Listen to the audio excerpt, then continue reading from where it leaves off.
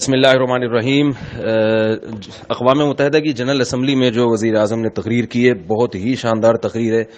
پورے قوم کی جذبات کی عکاسی کی ہے، پوری قوم کی ترجمانی کی ہے، خاص طور پر کشمیر کے مسئلے کو جس اہمیت کے ساتھ اٹھایا ہے، جو ابھی ظلم اور بربریت کا بازار کشمیر میں گرم ہے، اور دوسری طرف جو اسلام کو ایک یعنی امیج دنیا میں بنا دیا گیا ہے پروپیگنڈا کر کے کہ یہ دہشت گردی کا مذہب ہے، مسلمان دہشت گرد ہوتے ہیں، اس کے بارے میں جو دلائل کے ساتھ کانسیپٹ کلیئر کیے ہیں، تو یہ سب چیزیں لائق تحسین ہیں اور بہت شاندار باتیں کی ہیں، اور پوری قوم کو اس پہ وزیر اعظم کا شکریہ ادا کرنا چاہیے۔ شاید اتنی مضبوط لب و لہجے میں، اتنے مضبوط انداز کے ساتھ، اتنی بڑی جگہ پر شاید کم از کم میری معلومات کے مطابق اب تک کوئی ہمارے کسی نمائندے نے ایسا بیان یا ایسی اسپیچ نہیں کی ہے، تو ہمیں اس پہ بہرحال وزیر اعظم کو اپریشیٹ کرنا چاہیے۔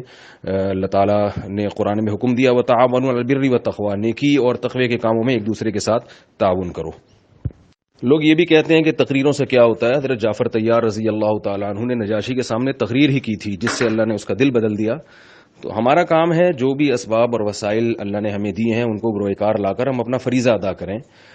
باقی آگے سامنے والوں پر اثر ہوتا ہے یا نہیں ہوتا، یہ ہمارے اختیار میں نہیں ہے۔ تو جو اچھا کام ہے بہرحال ہمیں اس پہ اپریشیٹ کرنا چاہیے۔ اللہ تعالی ہم سب کو عمل کی توفیق عطا فرمائے۔